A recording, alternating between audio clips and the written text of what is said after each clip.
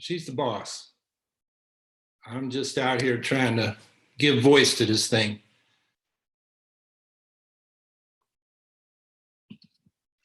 Okay, Howie, we're live. Okay, hey everybody, I'm Howie Hawkins. I'm seeking the Green Party nomination for president. I already have the Socialist Party nomination, and I'm seeking some independent progressive state party nominations, because one of our goals is to try to bring the non-sectarian independent left together. I'm not saying we're going to merge. This is like a first date, not a marriage, but let's see if we can't work together. And I was thinking, how we're in a situation now where we have a real opportunity on the left. For one thing, we got an inept president who is, totally failing to deal with this coronavirus health crisis and economic crisis.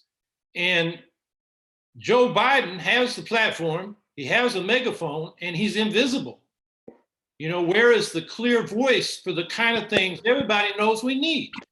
We need relief from the federal government in a lot of ways, from moratorium on evictions and foreclosures and utility shutoffs, to canceling the rent and the mortgages and utility payments and have the federal government pay that, so that particularly the small businesses that depend on those payments don't go out of business, because half our people work in small businesses and half those businesses don't have enough cash to last a month, and we've been out a month. And when you're out of cash and you're a small business, you're dead. So this is devastating.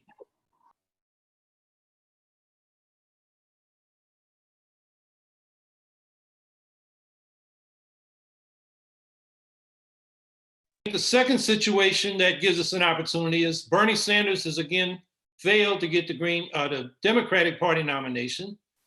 And it kind of demonstrates what I've been saying. I actually got this from somebody, I can't remember who, or I give them credit, but the Democratic establishment likes progressives to make speeches. They let them make speeches, but the corporate Democrats make the decisions.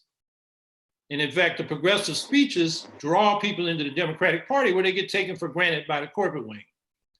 So a lot of the Bernie Sanders supporters see that. A lot of them are coming our way. Our funding has gone up tremendously, and the number of volunteers as well, since Bernie got beat bad on Super Tuesday, again on Big Tuesday, then he suspended his campaign, then he endorsed Biden. And I don't know how some of you feel, but I heard him on Saturday say he's going to compromise on Medicare for all, which I actually found surprising. He said, well, I'll accept as a compromise Medicare for all for everybody over 55 and children, and we'll do the public option for in between. And during those debates, I was always shouting at the TV to Sanders and Warren, tell those damn public option people that the public option costs more. And I think that's what's going to bail out these health insurance companies who have a lot of expenses now dealing with coronavirus. So they're going to expand the subsidies to private insurance to bail them out. And that's going to be called the public option and, expanding the Affordable Care Act. And then I think the other thing that I think is an opportunity is our campaign is on its way to getting on all 51 ballots, 50 states and DC. That'll be the first time for the Green Party. The best the Green Party ever did was 45 states and 3 for write-in. But that'll be a benchmark that will help us get attention, not just from the public, but through the mass media, which we got to break into so we can get that message out. And the other thing we're closing in on is matching funds. And by getting $5,000 raised in 20 states and contributions from no more than $250 per individual, all the money that's $250 per individual gets matched by Uncle Sam. And that'll basically double what we've raised. We're over 150,000 now, and we can use that next 150,000 to help get on a ballot. We're gonna have to pay lawyers to file fees, because with this coronavirus situation, we're going to state governments saying, give us relief. And we've got relief from some state governments. In other cases, we've taken them to court and won, like in Illinois. We're on the ballot in Illinois now. And that took a court case. So, you need money to even run an upstart campaign that, will never raise the kind of money that, Trump has. and Biden should have. And I mean, Biden, for a Democrat, he isn't very good at fundraising. Andrew Cuomo here in New York State's got more money in his pocket than Biden does. In any case, that will help. So I think, we're trying to run a credible campaign here. It's, I'm campaigning on an eco-socialist Green New Deal. We can talk about that. An economic bill of rights to end poverty and economic despair, which is a life or death issue because inequality is killing the working class. Our life expectancies have been declining the last 4 years. Well, probably longer than that. Average life expectancy in the country has declined the last 4 years. There's a 20-year gap between our richest and poorest counties. And that's because people got to choose between going to the doctor and paying rent. And then some people, they call them deaths of despair. And they're coping with alcohol or opioids and not taking care of themselves because they don't see a future. And that affects, that's happening in the white working class. Young Black people are committing suicide at record levels because of their despair. I mean, so inequality is a life or death issue. And the other one I'm talking about is this new nuclear arms race. The nuclear forces are modernizing on the Russian side. Well, we started it. The Russians are modernizing, the Chinese, the Indians, and the Bulletin Atomic Scientists put the doomsday clock closer to midnight than it's ever been. The last bilateral treaty between the US and Russia expires next February 5th. And I'm the only damn presidential candidate since Mike Gravel got out talking about that. We need nuclear disarmament initiatives and moving toward getting behind the treaty on the abolition of nuclear weapons, which 122 nations agreed to the text of in July 2017. The International Campaign for the Abolition of Nuclear Weapons got the Nobel Peace Prize for that. And hardly anybody in this country even knows that because the presidential candidates aren't talking about it. The corporate state media has ignored it. And so it's up to us to bring this to the table because that's a life or death issue. So that is my short version of a stump speech on the issues. And I think I'll stop there. And what I'd really like to do is hear what you all are thinking and answer your questions. So let's open it up. And Andrea, I guess, is sharing wherever she is on here. Yeah, I'm here. You're not going to see me because I'm not important, but we do have we do have Pat Noble on the line right now. And I want to ask Pat, let's see if you're unmuted, to say a few words. Pat Noble, of course, is the national co-chair of the Socialist Party USA, the organization that nominated you. So Pat, if you can say a few words. Hello, Pat. Okay. All righty, we'll wait for Pat to get back together there. We do have one question already, and that's Gabriel Sparks. So Gabriel, I'm going to unmute you. Go ahead. Yeah, I was curious where the party was at in regards to the general strike. As I understand, it started today for a lot of people.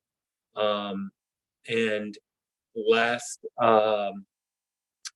socialist rally I attended, there wasn't a lot of commitment to such an event, and I wanted to hear what Howie had to say about that and what we could do to support that movement. Thank you. Well, yeah, I've encouraged people to take action in an organized way. People are saying do a rent strike, but if you're doing it by yourself, your landlord could evict you in most jurisdictions. So, a strike is something that has to be organized. I mean, I was in the Teamsters. I've been in strikes. I know how hard it is for workers to contemplate not getting their regular income. And in the case of a rent strike, losing your home could be the consequence. So with that caveat, I'm all for people standing up and saying what we need. And I outlined, some of the things about the moratorium on evictions, foreclosures, and utility shutoffs, the cancellation of rent and mortgage payments and utility payments. Ilhan Omar has a bill in for the rent and mortgage piece. I think utility shutoffs are important. People want to, wash their hands in this coronavirus thing. How do you do that if the water's cut off? So, or the power is cut off. I mean, that's a major problem. So those are two of the things. We need to be demanding that Medicare pay for all coronavirus related expenses, not just the test, but the care, which is, $35,000 on average. I've seen as high as $85,000 if they put you on a respirator. Even if you don't survive, they're going to charge your family. That needs to be covered. And then emergency care in this situation. And it needs to be extended to undocumented people. That's a public health issue. We need to demand they get a lot of the prisoners out of jail. About 75% of them could be released without any danger to public safety. A lot of them are old. A lot of them are nonviolent drug offenders. A lot of them are just waiting for their day in court. And then there are all the migrants in these detention camps. They need to be freed and helped to get settled. We need to be demanding universal mail-in ballots so we can have a damn election in the fall that everybody can participate in. Long-term, my eco-socialist Green New Deal is how we're going to get out of this depression, because there was a study from the San Francisco branch of the Federal Reserve Bank that looked at how economies recover after depressions versus pandemics. Wars versus pandemics. We come back pretty quick after wars because a lot of the capital stock was destroyed and you got to rebuild it and it gets the economy going. Whereas after a pandemic, you have, labor shortages, businesses went out of business. It takes, they said, on average 40 years. So we need a massive public investment, and we really needed to destroy the capital stock we've got or recycle it because it's killing us. It's heating up the planet. It's putting pollutants out, plastics, toxics, causing all kinds of environmental problems. Climate is an existential threat, but if you follow the environmental literature on planetary boundaries, the phosphorus and nitrogen cycle, we're beyond that. Ocean acidification, there are about 10 of them the environmentalists have identified. So the whole point of this eco-socialist Green New Deal is to rebuild our production systems. So not just energy, but transportation, buildings, manufacturing. We need to replace, for example, coke ovens with electric arc furnaces. We need to produce cement without calcium carbonate. Calcium hardens the cement, the carbonate evaporates into the atmosphere. That's 5% of the world's carbon footprint right there. And then organic agriculture. And then we got to rebuild we need afforestation, and we need to rehabilitate habitats like wetlands and mangroves that absorb a lot of carbon to bring, not just stop putting carbon in the atmosphere, but bring it down. So that is how we get out of this coronavirus depression. So all these things, what people did today, and I know there's plans to do more in the future. And I think, what I've seen is the demands are more general than specific. I think we need to have real concrete demands on the federal government that people can get behind. And I think this will evolve that way. And, that's what we got, because we can't wait till the election. And, I'm a long shot. So, it's going to be Biden or Trump, whoever it is, and whoever's in Congress, they got to hear from us. And of course, the more votes we get on the left, the less likely they'll be able to take us for granted. So, I think whatever people did today, if they did it in an organized way, it should be supported, and we need to build it. Great. Brandon Reynolds, you're next. Please go ahead and unmute yourself and ask your question. Hi, Howie. I'm joining you from Omaha. My question had to do with more of a philosophy. Do you have anything specific to say regarding Eugene Debs and his impact on you, or are there any other figures like him who have really made an impact on you and your philosophy? Sure. I didn't actually know much about Debs until Bernie Sanders did a slideshow about him. I dropped leaflets for Bernie when he was an independent socialist running with the Liberty Union Party in Vermont, 72, 74, 76. And he left the party, but he did a nice show on Debs. And actually, I arranged some showings, and because of that, I started reading about Debs. And unfortunately, Bernie talks more about FDR than Debs these days.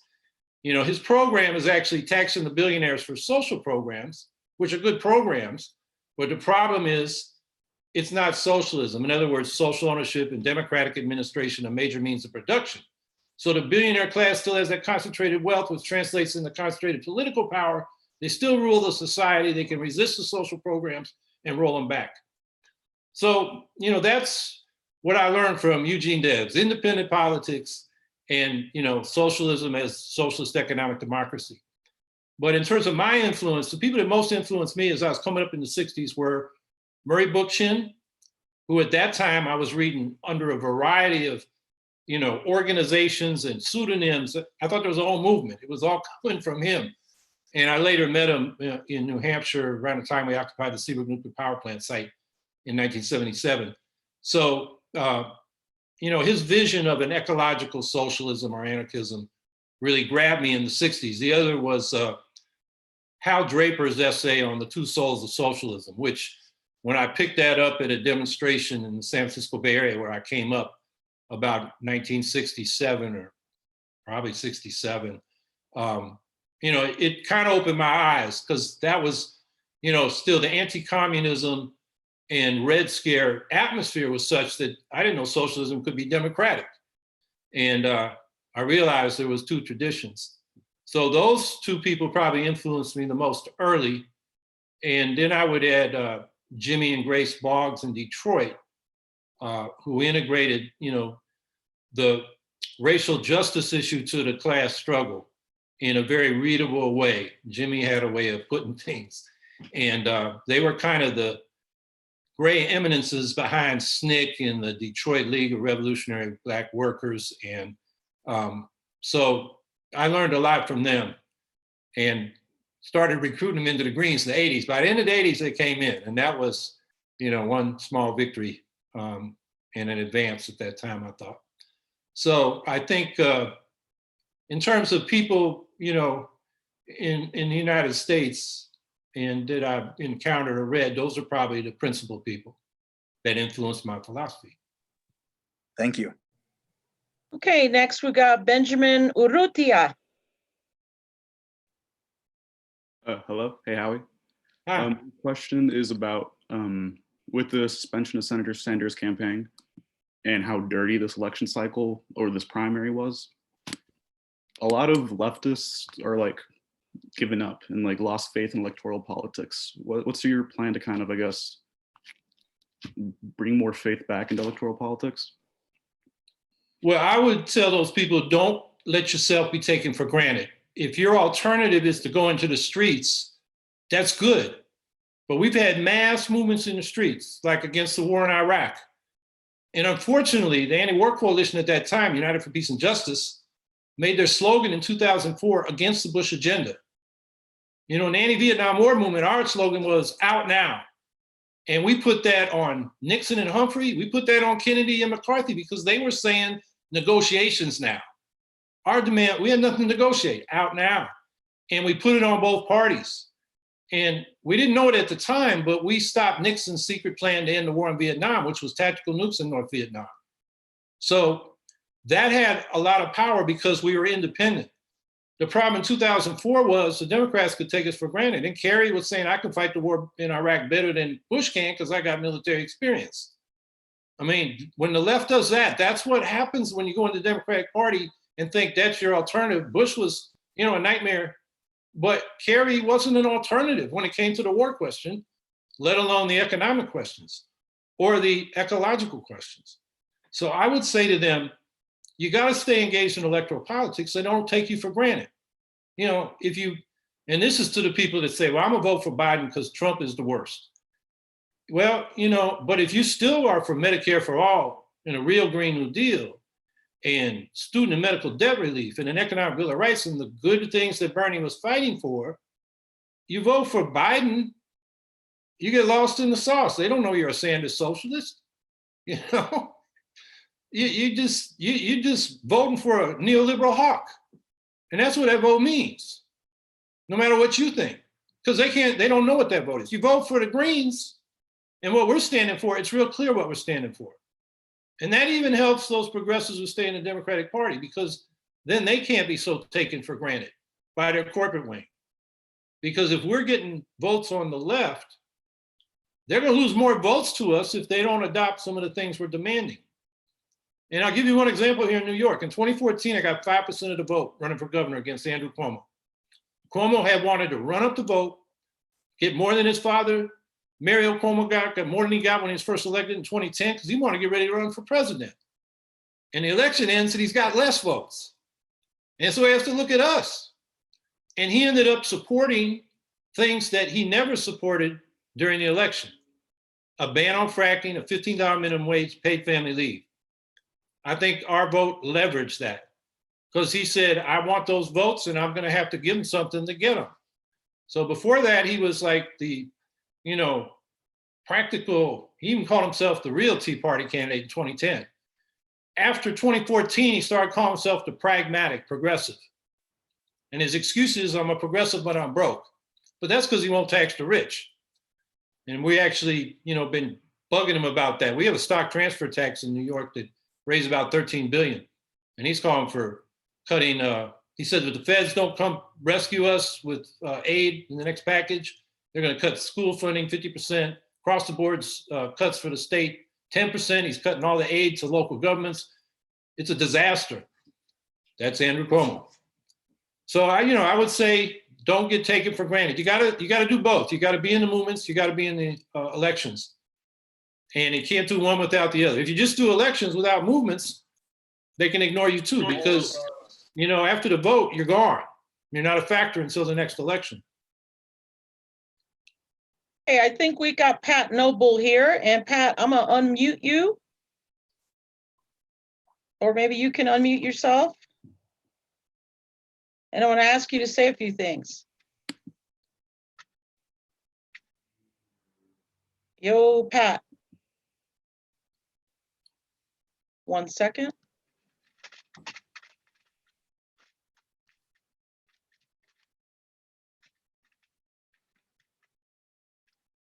Okay. All righty, we have questions on the floor that we still need to deal with. And the next person I've got is Brady Giles. Go ahead, please. Hello, thank you very much for the opportunity to speak and ask my question. Howie, I found your page and found your information after Bernie dropped out, and I've been really excited and energized by what you've been saying. So thank you for that. I think my biggest question is, I understand that the election is definitely important and we need to focus on that. However, we're having workers that are being told to go back to work or that have been at work that don't have protection, and that they have these business owners and these corporations that are treating them as, the commodity that they think they are. And our workers don't have a voice. And when they do have a voice, they're doing it on their own. I haven't heard much about any organization throughout all the different companies that are working through these horrible conditions like Amazon, Target, and all the different delivery services.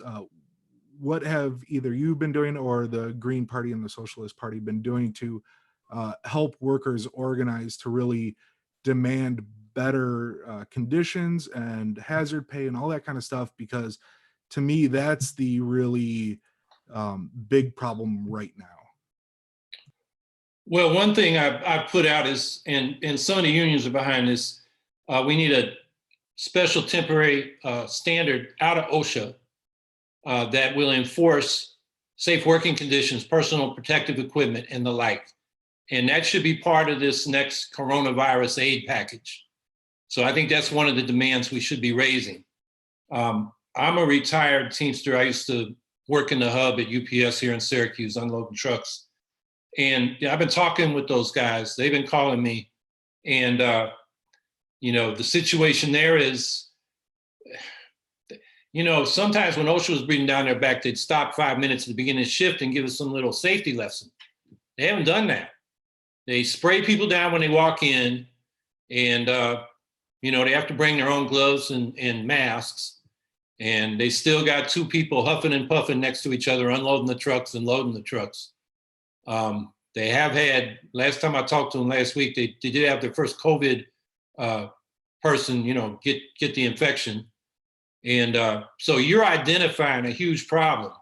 And right now, most of these states are opening back up without the protective equipment available and without the testing available to even know who's got the infection.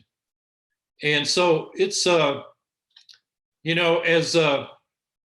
somebody who I'm going to name to be my vice presidential candidate told me last week, it's going to be pretty soon. They're calling us essential workers, but what we really are sacrificial workers. And it's a huge issue. And so, you know, those of us in unions got to push to get the union structure to move. We need to organize rank and file groups. We need to be providing support, like the Amazon guy in New Jersey organized a walkout for unsafe working conditions, and they fired him. They said he was violating their working conditions, which is nonsense. You know, that's what the company will do. So yeah, this is a huge problem. And I think, you know, the demand we can make on the federal government is this temporary OSHA standard, so that everybody going to work has to have proper personal protective equipment. And OSHA has the resources to enforce that. But that gets back to the Defense Production Act. You know, who's producing that and how's it getting distributed? You know, Trump is saying, well, the companies are doing it. You know, he signed the Defense Production Act, but he hasn't used it, except for one thing he just started using it for. And I'm blanking on what it is, but it's, you know, he has a tool and he's not using it. Yeah, we've got Claudia on the call today. Claudia is the vice chair of the Socialist Party USA. Claudia, I'd like to invite you to say a couple of words, if you could unmute yourself. Okay, I don't have any statement prepared, but I would like to thank everybody for coming, and thank you, Howie, for all the work that he's put into this campaign. We all really appreciate it, and we're really excited to see the movement growing. And I really look forward to the I mean, the election is probably going to be a disaster, but I look forward to seeing how it plays out anyway, because I believe that it's going to precipitate an overall awakening and awareness for the working class that the Democratic Party and the Republican Party are just two wings of the same vulture. So thank you. I don't have anything else. Okay, Great. So go ahead, Howie. I just said thank you. You know, we all, I guess what I would say is, you know, being a candidate doesn't mean much if there's not an army of us out there campaigning. There's only so much one person can do, and there's only so many phone calls I can make. I mean, it's a black hole, and there's always more to do. So, you know, if people want to help, go to the campaign website, howiehawkins.us. Certainly get your contact info so you get bulletins from the campaign. We'll ask you for money too, but we don't overwhelm you. I mean, the Democrats think I'm a guy named Andy in Iowa. So I got all the Democrats appealing for money, including Kamala Harris and Elizabeth Warren. They're like saying they got to meet deadlines, you know, by the end of the quarter last night. I mean, I get them like fighting Biden, all these people, everybody but Bernie. I guess he didn't get on the general Democratic list. But all they do is ask for money. We actually, you know, tell you what we're doing, statements we put out. So it's informational. You can sign up there to volunteer, and you can also donate on the website. So, you know, this will work if a lot of us work. Great. So I want to go to Jennifer Fernandez. Go ahead and unmute yourself. Hi. I just had one question because I was looking over your policy and stuff like that. Just a quick run through, because I'm a former Bernie supporter, and I was wondering if you had any specific policies that would pertain to disabled people. Yeah, well, first thing is to enforce better the ADA, Americans with Disability Act. There are a lot of buildings that should be, you know, in a more accessible than they are, and they're slow getting that done. I have a huge public housing program that will help take care of the needs of disabled as well as low-income people and the general public, because the rent is too damn high. People are getting evicted. Homelessness is growing. And, you know, Bernie and AOC have their Green New Deal housing program. And I think theirs is $250 billion over 10 years. Mine's $2.5 trillion, not just because I want to do more, but because that's what's necessary to house low-income people that don't have access to housing that's affordable by the federal standard of 30% of your income. So we're talking about 25 million units built over 10 years to solve that problem. 40% of them reserved for those low-income people. There are about 10 million that can't find that housing. But we also want the housing to be open to everybody. So it doesn't increase segregation. Be like Europe. You know, you have professional people, working class people, low-income people living in the same developments, and they're high quality. And so you don't have the kind of race and class segregation that we have. And we're more segregated by neighborhoods than we were when the Fair Housing Act passed in 1968. So, you know, this housing program is not just to house disabled people and low-income people, but it's a desegregation program, it's a jobs program, can be a clean energy program too, the way we build these developments. So the thing about disabled people in these developments, we want them integrated into the regular developments where they can have independent living, but with the support services they need. They're not just segregated into, you know, special housing for disabled people, which kind of segregates them from other issues like jobs. There's the employment issue for disabled people. Employers take advantage and pay them sometimes sub-minimum wages or piecework that doesn't come up to the minimum wage. You know, we got these assembly factories. We lost our manufacturing, but they brought back assembly here. So you got disabled people and immigrants working, you know, minimum wage or less. There's a wage theft issue. So anyway, we got to make sure that disabled people that are working get, you know, protected with the labor standards, and we got to make sure the unions are taking care of them where they're unionized. Same thing in education. You know, we got to take care of everybody in the public schools and end the privatization, because the charter schools, they send these folks back to the public schools if they can't perform well in their charter schools. And they are not public schools. They are publicly funded, privately managed schools. They're private schools. They're no more public than Lockheed Martin is public because it gets most of its money from the Pentagon. So those are some of the things. And it's one of the things I want to do is write up, you know, a disability policy paper. And like I said, it's a black hole. There's a lot of things I need to do, but it's on my list, believe me. Dario Ricaldi, you're next. Hello. Basically, my question is, in 2016, obviously, I got involved. Dario, can you speak up a little bit? Yeah, can you hear me? Yeah. Okay, cool. So in 2016, I really got involved with Bernie's campaign, and that's kind of how I got involved with politics. That kind of showed me, like, after I learned about like manufacturing consent, that they definitely it wasn't like that. Now in 2020, it really kind of showed me how severe and how much, I guess, grip mainstream media has over like public opinion. So basically, my question is, how do you think that the left should move forward with the media conglomerates pretty much opposed to anything that we want to get done?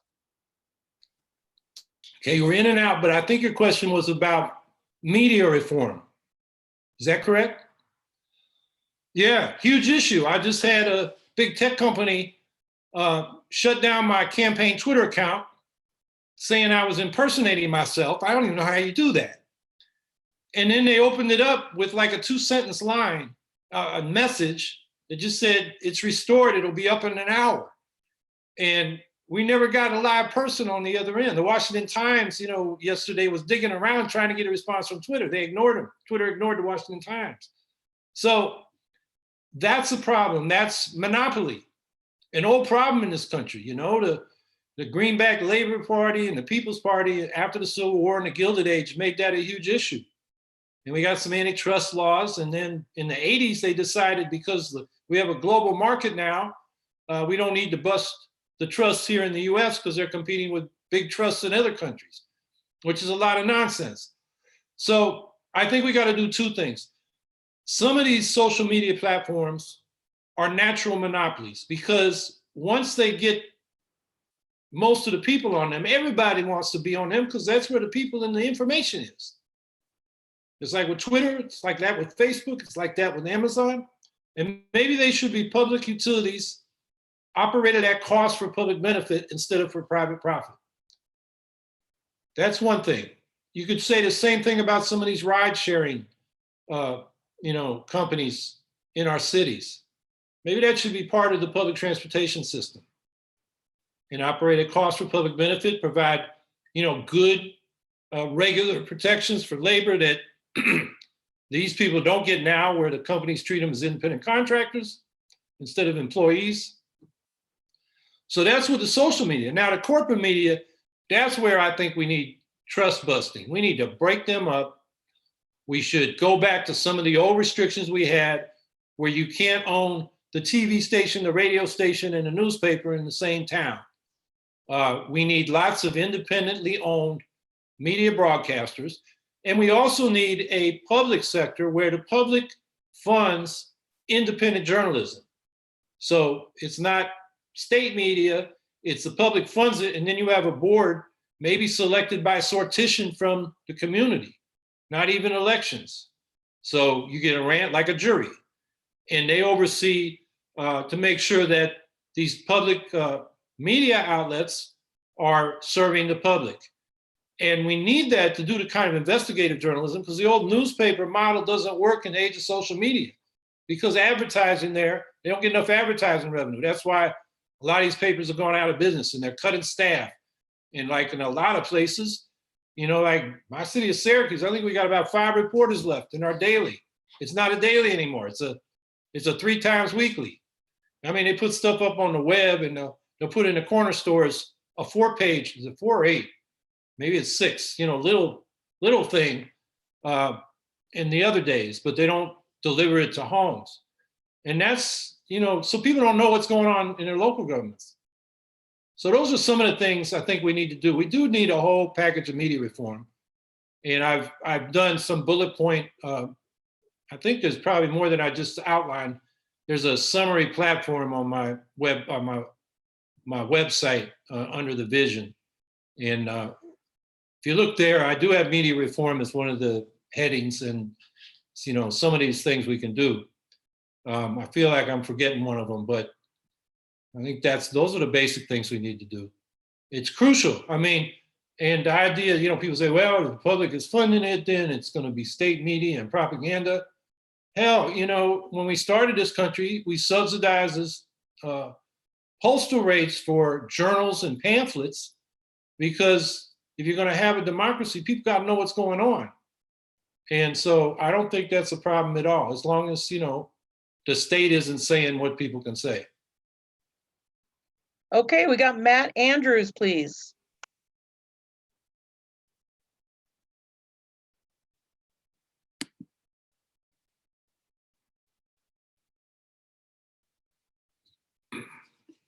Go ahead, Matt.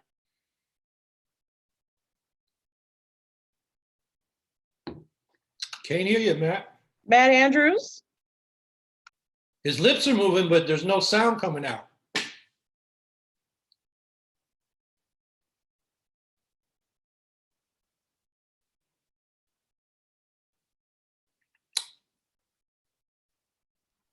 Okay, let me come back to Matt. I want to go with John Palmucci, please. Hi, John Palmucci. I'm state chair of the Socialist Party of New Jersey. I'm also a national committee member of the Socialist Party USA.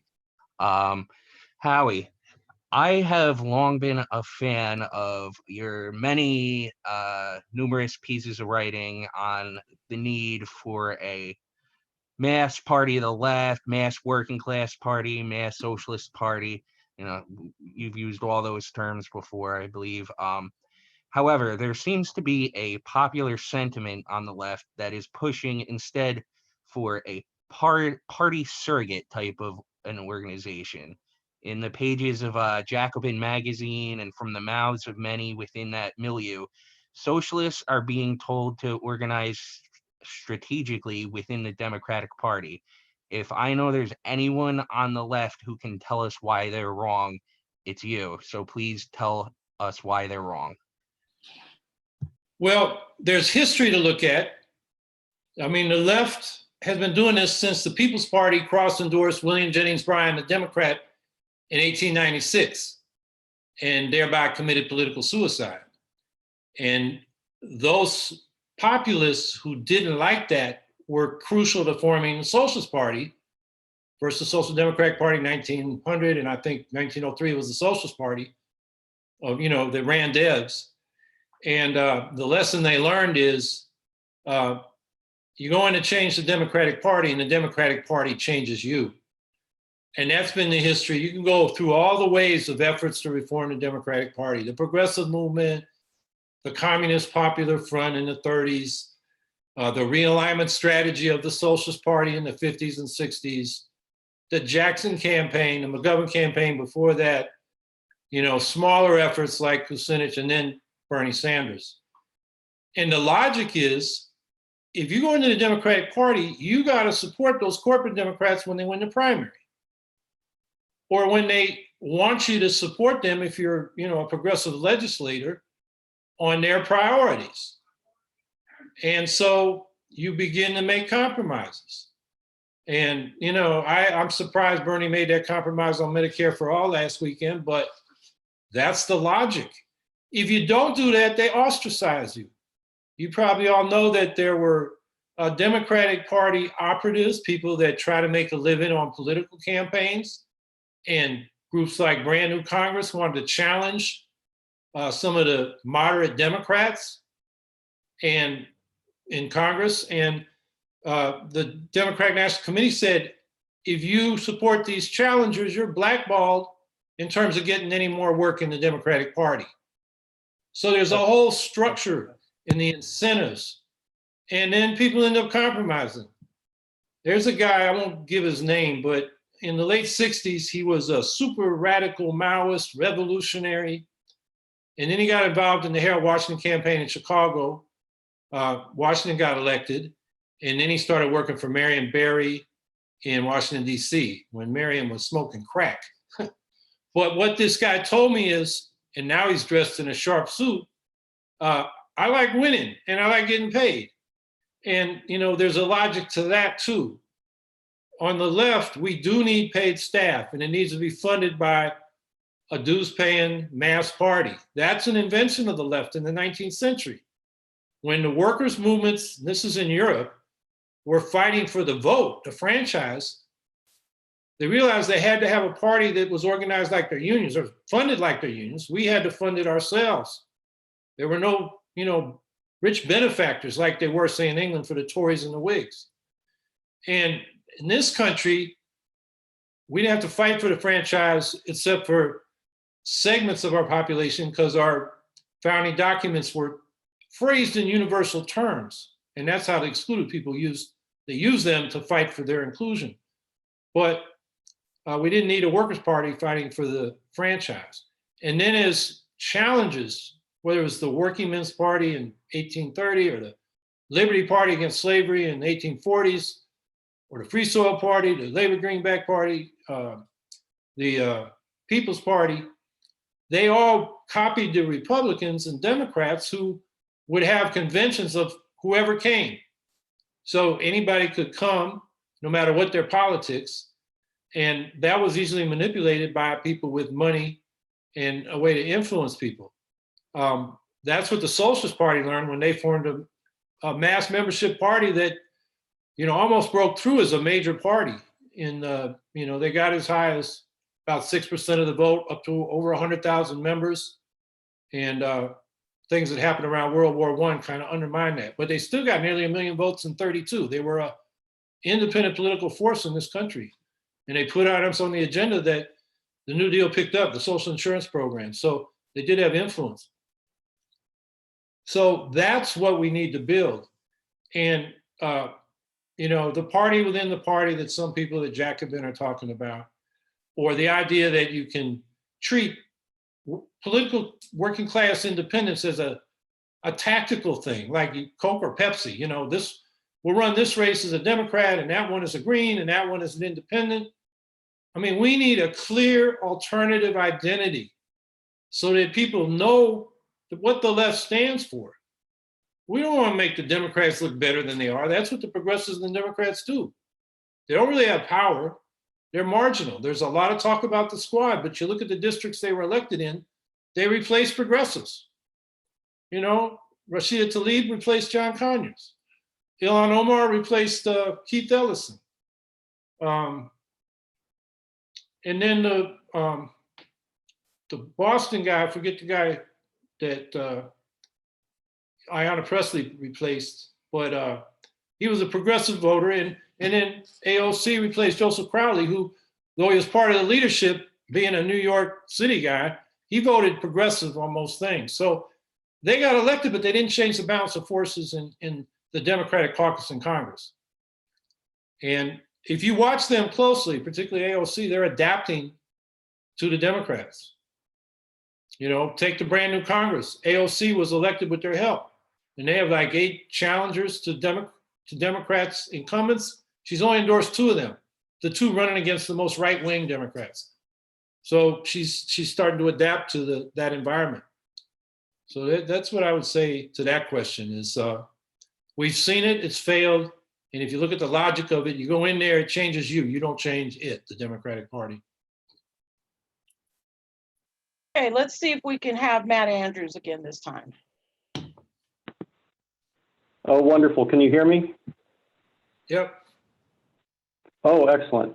Thanks, Howie, for doing this. And, I've seen you doing a lot of these. I've only caught a couple of them, so I know you're doing a lot of work. And my question is really, since this is May Day, could you talk at all about the legacy of May Day, the struggle for the 8-hour day, and perhaps even how the struggle for a shorter work day could be part of really an eco-socialist demand, one that, capitalism is forcing us to overproduce, and it's killing the planet as well as our daily work lives, maybe a 6-hour day or something like that. Is that anywhere? I think that's somewhere in the platform, but I haven't heard anybody talking about it. And if I could just throw in one quick second question, how would you define success in this election? Because I've heard a lot of people already say that this election is going to be a disaster. So how do you, I realize you said you're a long shot candidate. So how do you define success for yourself in this campaign? Thank you. Well, on the shorter work week, yeah, that's what we need to do. We're so damn productive. And that's why we need a socialist economic democracy where we can decide to produce what we really need within ecological limits, instead of having competition in the market, promoting consumption, having planned obsolescence. I mean, I got to write a piece in response to some stupid article on Counterpunch about how they basically said we got to go to austerity in order to save the planet. And the fact is, in a socialist economy, we can be wealthier in terms of use value, for example, by ending planned obsolescence and having products that give us more use for a longer time, while exchange value, which is what we measure GDP by, reduces. Because you don't have to keep buying that iPhone when it breaks down and a new model comes out, for example. So, and because we're so productive, we can produce what we need in shorter hours. And, the capitalists would rather work a bunch of us to death and not employ more people, because fringe benefits, for example, it's cheaper once you got somebody on it to have them work more hours to pay for those benefits, rather than have a lot of employees that are working less hours, paying for those benefits with less labor income to pay for them. So that's definitely one of our demands. The other thing I'd say about May Day briefly, I have an essay up on the campaign website today entitled May Day is Red and Green, because there's an older tradition of May Day. It's when people came out in the spring, maypoles, celebrated life, God's green earth, that gives us what we need. And that was a celebration upon which May Day was grafted. And I talk about how capitalism undermined that older green tradition of May Day and what it celebrated, and destroyed the environment, had people working harder, and how that developed. And so that to get back to a sustainable society, we need a socialist society. So I say, at the end, You know, the right calls greens watermelons, green on the outside, red on the inside. And I say, you know, we may be on the ballot as greens, but in most states, but there's a lot of red in the platform. So, you know, that's a May Day thing that people may want to read about. Okay, Nicholas Wurst.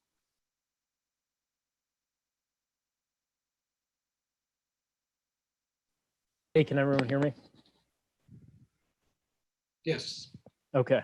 Hey, Howie. Calling from Worcester, Massachusetts, member of Independent Socialist Group, and an essential rail worker, which is real fun. I wanted to ask, it kind of piggybacks off of an earlier question, but you've talked about the need for an independent left party or a working class party, you know, clearly separate from the Democrats and obviously the Republicans. So I guess I was wondering if you could talk more about what concretely your campaign is doing in order to try and make that a reality, not just for, you know, the coming year and 2020, but going beyond that and starting to lay the foundations for something that can challenge in future elections, but also be a factor in politics in the non-election years. And so, yeah, your thoughts about whether, you know, the Green Party is that organization, whether the Green Party or parts of it can be part of that new organization, how to lay the groundwork, and also just, you know, whether you had any contact with any of the groups like Movement for a People's Party is one of them that I've seen around. So yeah, just any more information you could give us on what concrete steps your campaign is taking to try to make that independent working class political force a reality. Yeah, thanks for that question, because it fits in with the second part of Matt's question I didn't answer, which was how do we define success? So, and you say, how do we make this mass party a reality? One thing very concrete is ballot lines. In about 40 of the 50 states, the vote we get in our presidential race determines whether the Green Party has a ballot line for the next election cycle. And in most states, it's 3% or less. It's 0.5% in New Mexico. And, you know, most states it's 1 to 3%, some it's 5%. Alabama, it's 20%. Alabama's going to be tough. But so we get those ballot lines, and then what we can do is elect, and I'm saying we need to be electing thousands of people as we go into the 2020s. Local office and local state legislative and congressional districts. The Greens have 129 elected officials in the country, which is more than any other party on the left since the heyday of the Socialist Party. On the other hand, there's 500,000 officers up for election in this country. And a lot of times, the people run unopposed. In some cases, they can't even find anybody to run. So there are plenty of opportunities there. And that's how we build a base of, you know, credible people that the general public can see as, well, if they can win locally, why can't we send them to the state legislature or Congress? So that's one way we got to do this.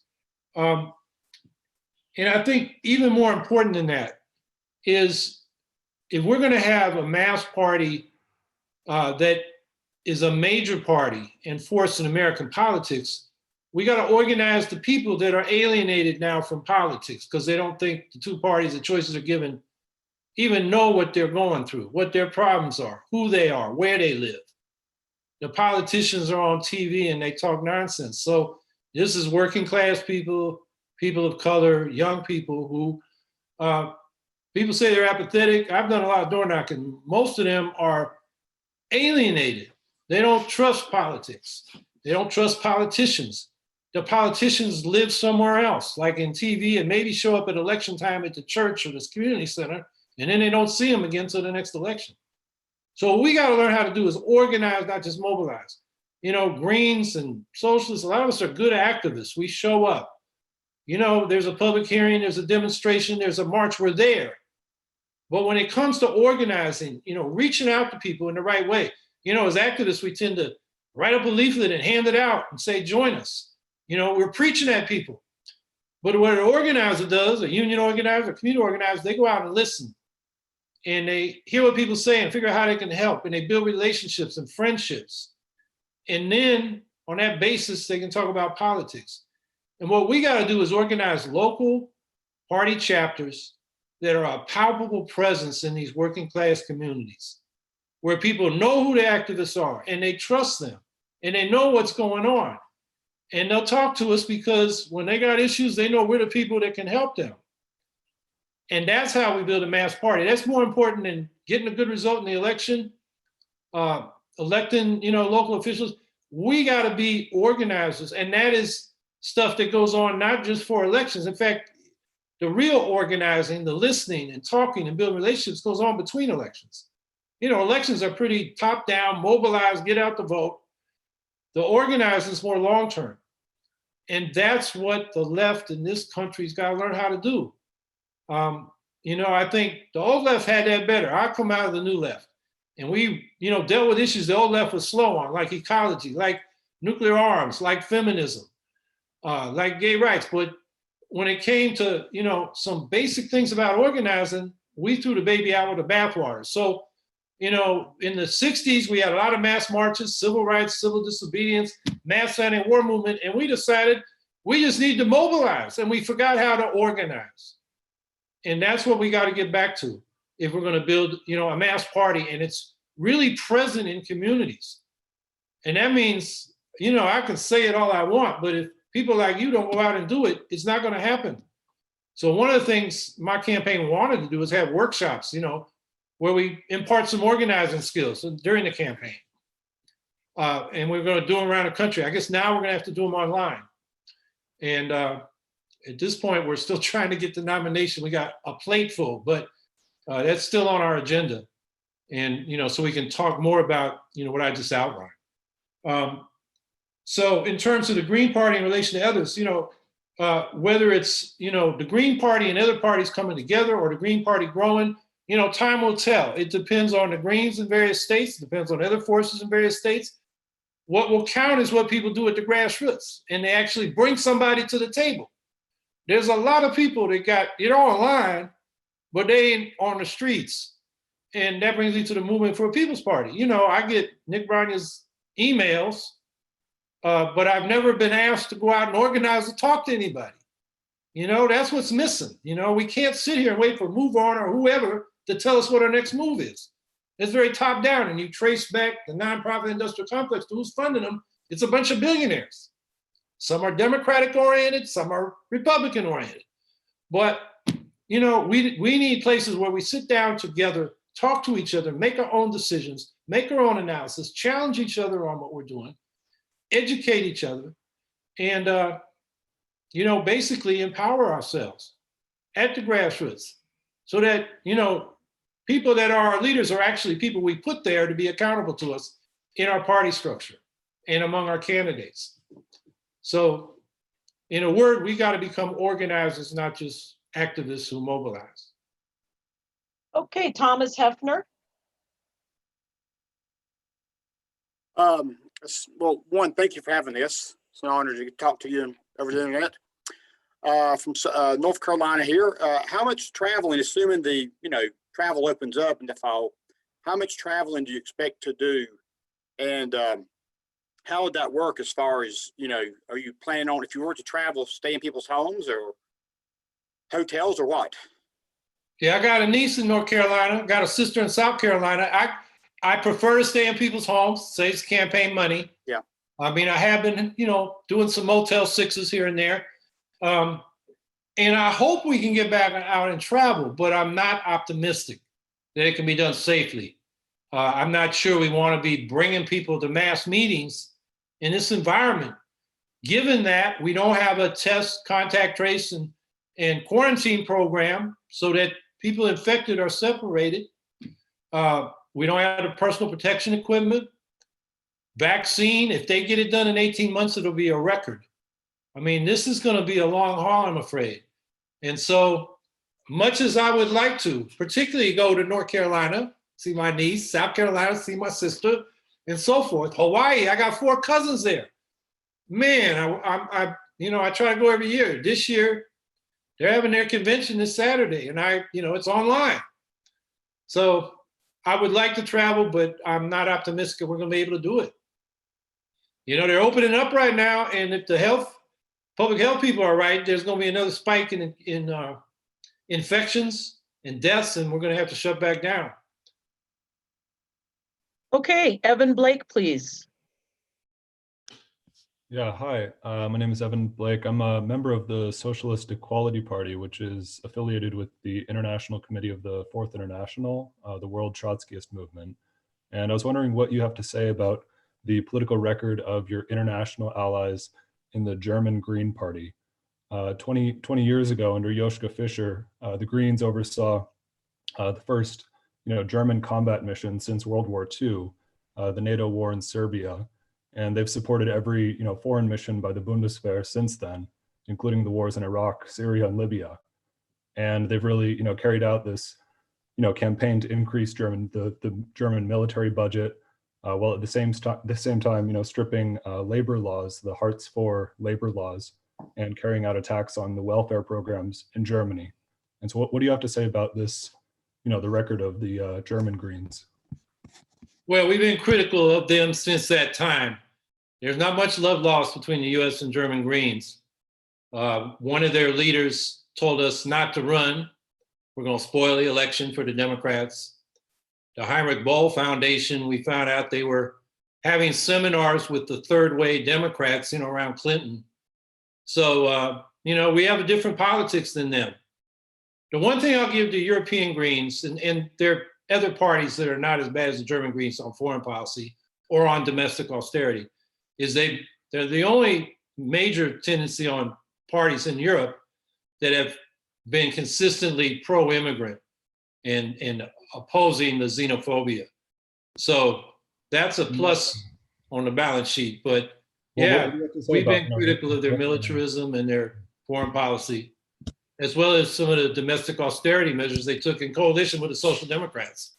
So there's no formal coordination. We sort of have a loose affiliation. There's a Global Greens network, but they have no decision-making authority over any of the national parties. Do you denounce the war policies that they've carried out, and this record of killing and supporting wars that have killed millions of people around the world? I mean, this is I just said that. Oh, I got muted. Oh. Great. Okay. William please. Galloway. Hello, Howie. I have been talking with other people, and this doesn't just come from me, so it's going to be a little bit of an explanation, but then the question. One of the things I'd like to see if I could press you on a little bit is the means testing that you applied to, say, college forgiveness. I'll try to get to the quickest parts of this. One of the things to mainly take into account is that when we means test in America, we actually focus on household income. One of the things I'd like to have people just be aware of is that actually causes issues with, say, when you're tied and bound to your parents.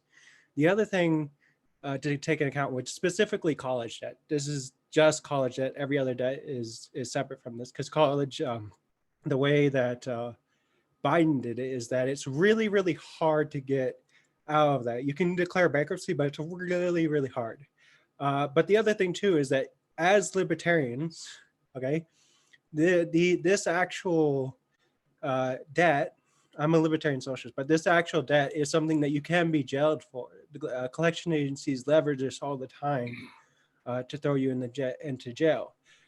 This debt should, as president, if when you become president, you'd actually have full say over how this was arbitrated, how this was handled, and whether or not it was absorbed.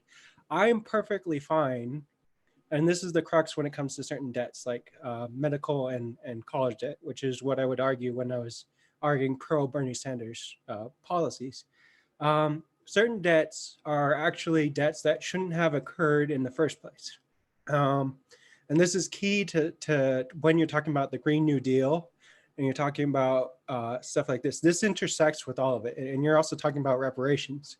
What good is it that I give you thousands of dollars in reparations, or I give you investments if you're locked in internal debt that keeps you from being able to expand to the true freedom of oneself? And these debts are actually debts that shouldn't have occurred in American history, but we went down a more capitalistic approach to all of these, to college, to our medical industry. And so I just say, just take a bit more reflection of what it means that when we means test debt forgiveness, which by the way, if the rich kids don't borrow, if their parents are going to pay for the college, they're going to pay for the college. If kids who are borrowing the $1 trillion of the college debt is actually people who are in the middle class and below. The vast majority of it is people who would benefit it, and also the vast majority of the recipients would also be people of color. But again, like I said, these types of debts are actually destructive to that personal and economic freedom that I believe we all believe in the core of it.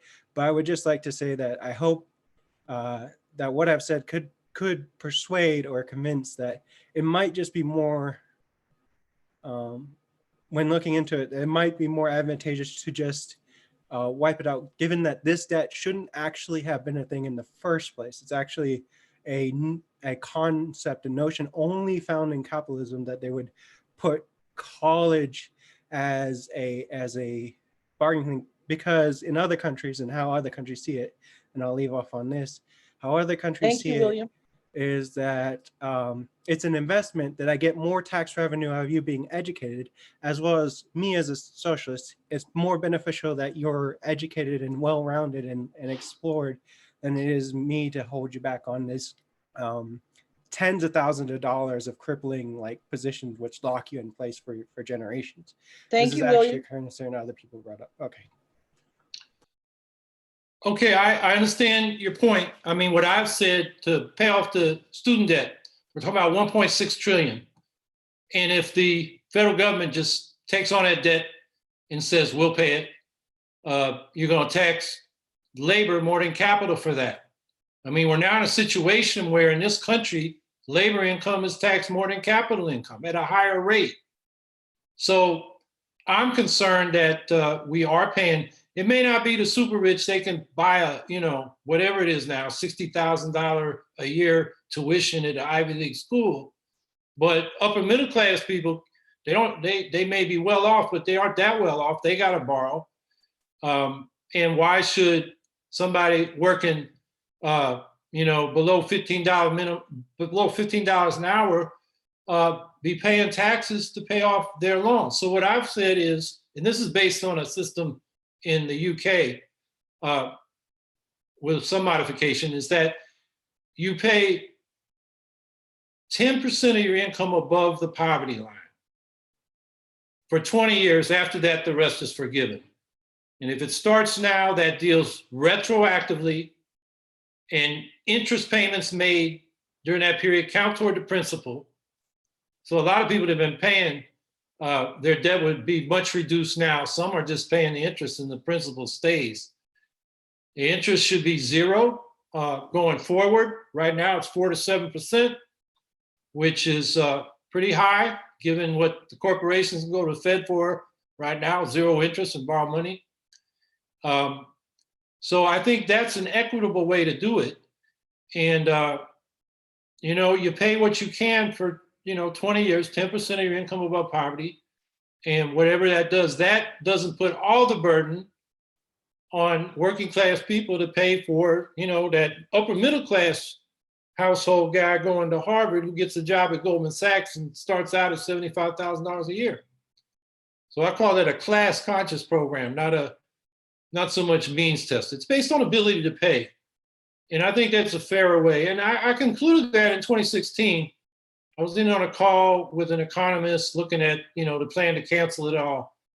And he said that, I'm not sure working class people are going to like that. And before he even said that, I'd already heard it from the Teamsters I was working with, because they'd heard this plan and they said, why am I paying for these, wealthy students who, they may have borrowed money, but, they never had a chance to go to college. So I think it's a fair way to do it.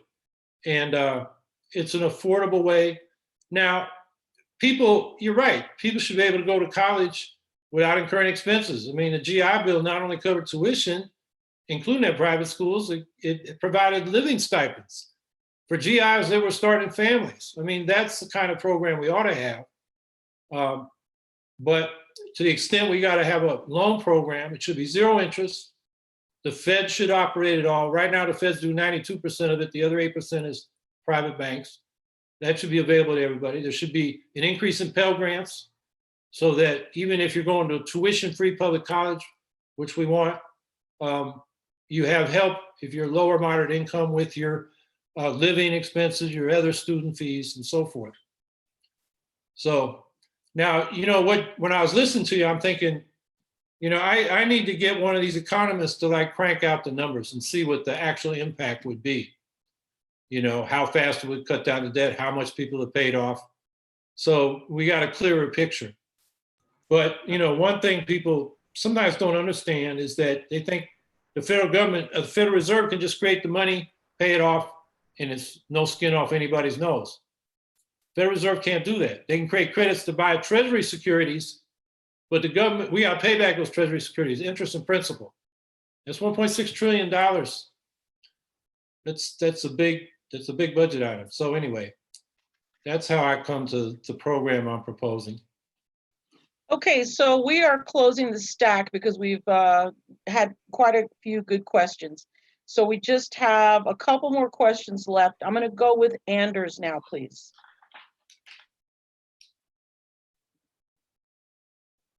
Sup, Howard Hawkinson. So I was just wondering, if you got 5%, what would you do?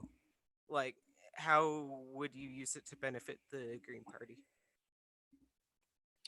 Well, 5% would qualify us for another pot of money. It's not the federal primary matching funds, which if we get, we got to expend by the time we get the nomination, or else we give it back to Uncle Sam. And then we got to raise money for the general election in a separate pot. But if we get 5% in 2024, the Green Party presidential ticket will have tens of millions of dollars. There's a pot of money for the major parties, which are defined as 25% of the vote or more in the previous election. It's over $100 million. Between 5% and 25% for minor parties, as they're defined, is prorated. So if we get 5%, I mean, I haven't done the numbers, but if the major parties are getting 100 million is prorated, I mean, it's at least 20 million. That'd be, the most we've ever raised. Ralph Nader in 2000 raised 8 million. So it'd be a big difference. That's what 5% gets us. In terms of the money, I think 5% is also a psychological threshold because no minor party has qualified for that and used it. Perot qualified, didn't use it. John Anderson in 1980, he got 6%, he qualified, didn't use it. We would use it. So the other thing I'll say about that is there's bills in Congress to get rid of this public funding, which comes out of post-Watergate reforms. So I'm the only candidate in the country, in any party, that's going for federal primary matching funds. Because the major party candidates, it's not enough money now. If you accept primary matching funds, you can't spend more than 50 million on your primary. And that's not enough for Democrats and Republicans. So none of them went for primary matching funds. And none of them, since Obama said, I'm not taking it, has taken the fall campaign funds, the general election funds. McCain did that year because he wasn't raising much money like Obama was. And since then, both Democrats and Republicans haven't used that money. So there's a bill in Congress to just get rid of this public funding. So for the Greens, we better use it or we're going to lose it. So let's get the matching funds and then let's get 5%. And then have the federal government try to, the Democrats and Republicans try to shut us down once we're qualified. And they'll have a fight on their hands. And I don't think the general public would think that's right. I think the people would be with us on that question. Okay, our final question for the evening is coming from Madison Kilgore, and then Howie will say a few things to wrap up. Madison.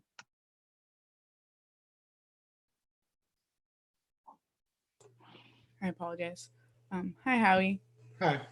Here from Portland, Oregon. I had a question pertaining to the military-industrial complex and endless war. I wanted to get your perspective as a veteran yourself on if we can safely exit the endless wars that we've been in, or how we could go about handling that in a better way than we have now, and just your perspective on the foreign policy surrounding that in general. Okay, well, the general principle I've been saying is we should transition from the world's global military empire to the world's humanitarian superpower. We should be making friends instead of enemies. We should offer a global Green New Deal in a multilateral way, instead of trying, fighting wars for oil and occupying other countries, which doesn't defend the people. It's all about making the world safe for US-based global corporations. So I'm saying we can cut the military budget 75%, systematically withdraw in an organized way from over 800 military bases. And I would contrast that, for example, when Trump pulled out of northeast Syria where the Kurds were, and basically told Erdogan to invade, and there are now 600,000 refugees who can't even get COVID assistance because they're not a nation state and they're being blockaded by Iraq, Turkey, and Syria. They're sitting ducks. Trump set that up. So that's not how you withdraw. You don't want to leave a vacuum that some other motherfucker, excuse my language, steps into. So you gotta do it in an organized way, talking with people and mutually de-escalating. And most of the world, if you look at world public opinion polls, they're more afraid of this country, the United States, than any other. They're out there because we're droning people. Signature strikes. If a bunch of young men in the Middle East are congregated, we assume they're terrorists and blow them up, and that creates more terrorists. So we can get out of the endless wars. I mean, we just gotta, say we're leaving. How we've been in, they say we've been in Afghanistan for 19 years. No, we got in there in 1978, Brzezinski and Carter, before the Russians did, and started backing fundamentalist Islamists against a government which was a bunch of young communists who, in my opinion, they seized the state when Afghanistan was modernizing. There were women walking around in miniskirts in Kabul. And, the country may have been conservative, they're more conservative here in, fundamentalist evangelical Christianity in rural areas than they are in the cities. But, so it was a premature revolution. They tried to force march into the 21st century. That was a mistake. But then to support these people that want to go back to the Middle Ages, all Brzezinski cared about was provoking the Russians to come in, the Soviet Union. And, he said once, Afghanistan may be a basket case, but it compares to nothing to, breaking up, the Soviet alliance. So we've been there 78, that's 42 years. That's not defending us. And most veterans, when I got a piece on Vietnam on my website too, I wrote it for the 45th anniversary of the end of the war, when the Vietnamese kicked out the last Americans at the embassy in Saigon. And when I was drafted, I was already in the anti-war movement, so I enlisted in the Marine Corps and in the GI resistance, which was very strong. So when I got to Quantico, I wasn't that surprised, but it was somewhat surprising that most of the combat veterans who are now in college want to go back in the Marine Corps as officers were opposed to the war in Vietnam. They knew it was the wrong war. That's not why, why people go into military service who have been in it, why they want to go back. There's a certain, it's a certain way of working, and it's like being on a team, they call it unit cohesion in platoons. And some people like that. And it's, they missed it. But they didn't want to go fight a stupid war like Vietnam. you know? So to me, the left has got to engage people in the military and in law enforcement. We got to clean house in law enforcement. They're a bunch of racists and sadists. But, you know, when somebody gets shot down the street, you want some detectives to come and figure out who did it and get them out of the way if they, you know, so they don't do it again. So we need that. But, and this goes back to, you know, Black Panther Party calling for community control of the police. Bobby Seale used to say, we want good cops. We want good representation. We want to get rid of, you know, in fact, their slogan when they went for the referendum here, it was like pigs or police. You know, with community control, you could have police. Without it, you got pigs. So, and he had allies in the police force, so they could identify who the bad cops were they had to avoid or who might be plotting to do something to them. So we got to do the same thing. If, you know, if we get to a revolution, we're not going to outshoot the Marines. You know, those people in Michigan yesterday with their assault rifles in the Capitol building, they're on the right, but, you know, they have fantasies about they're going to take on the Marines or whoever. But what you want is the armed forces to not shoot at us because they know, you know, they're in a democracy and they're supposed to defend us, not shoot at us. So that's maybe getting off what you were saying. Let me say one more thing. And I mentioned this earlier, the nuclear arms race. We need nuclear disarmament initiatives in order to get to this treaty for the prohibition of nuclear weapons. So I'm calling for pledging no first use. Unilateral disarmament to a minimum credible deterrent, 75% cut in military spending, withdrawal from, I mentioned the endless wars, the foreign military bases, and we got covert operations in over 100 countries every year, you know, by the Special Ops Command. That's got to stop. And on the basis of those tension-reducing initiatives, go to the nuclear powers. You know, 122 nations have signed on to the text of that treaty for the prohibition of nuclear weapons. None of the nuclear powers participated. So if the United States does that as the world's military superpower and says, we're ending all this stupid war and imperialism, and we want to get rid of all the nuclear weapons, and we would have 122 nations with us, world public opinion. And even authoritarian nuclear powers got to respect world public opinion because it affects commerce, the ability of their kids to go to good universities in America or Europe. I mean, there's a lot of leverage we got to move this. And this is a life or death issue. We need nuclear disarmament.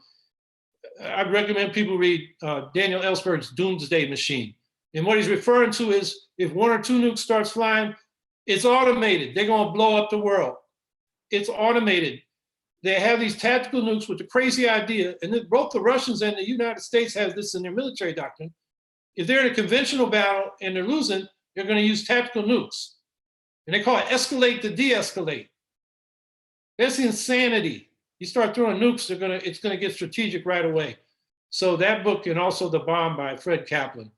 And we gotta push this issue out there because nobody's talking about it. And it says, you know, it's hanging over us like climate change.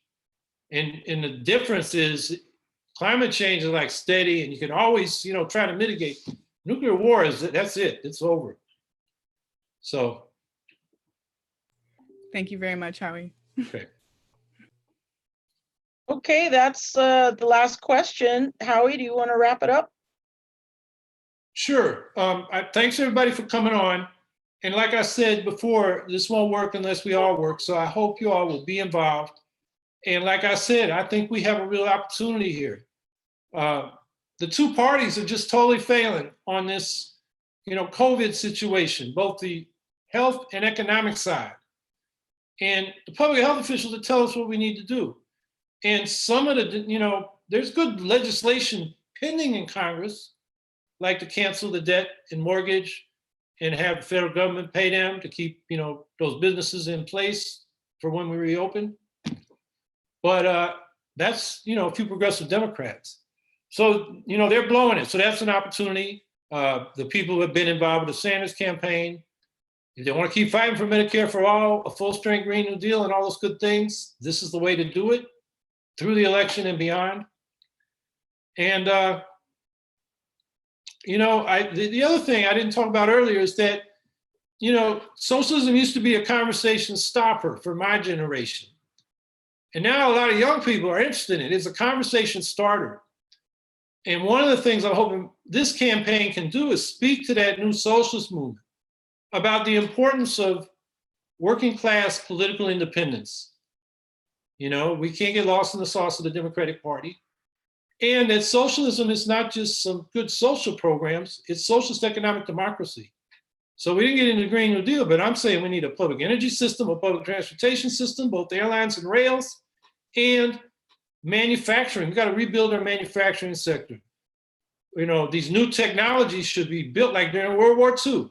Federal government took over a quarter of the manufacturing capacity of the country to turn industry on a dime and the arsenal of democracy to defeat the Nazis. We need to do nothing less to defeat climate change. So we build these Green New Deal factories. The difference is after World War II, they gave those factories back to the super rich and their corporations for pennies on the dollar. We want to have these publicly owned, but leased to worker cooperatives so workers can manage their own labor and keep the full value of what they create. So I think that, you know, socialist economic democracy and political independence is something that we as socialists got to bring to the broader socialist discussion. Because a lot of people, I'm afraid, like somebody mentioned what they're talking about in Jacobin, while a lot of articles there do talk about, you know, socialization of the economy, when it comes to what they're going to do in the Democratic Party, you know, they forget that and they settle for, you know, some short-term reforms and lose the larger picture.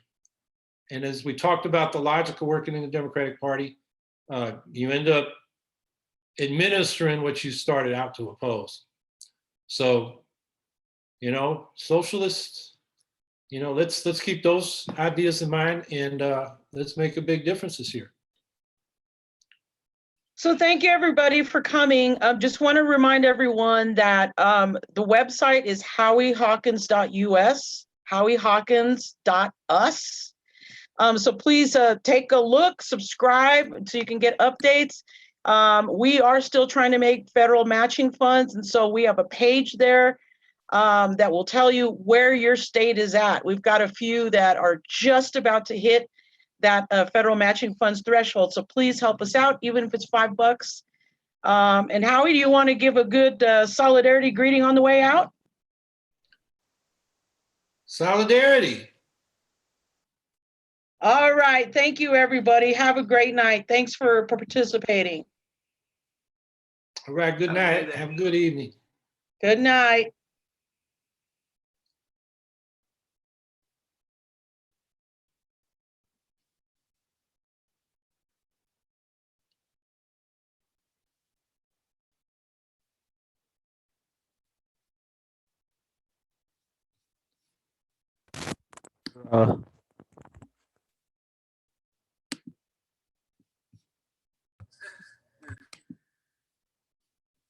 Happy May Day and good night to y'all.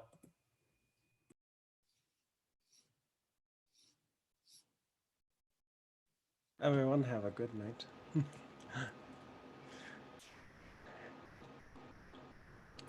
Bye.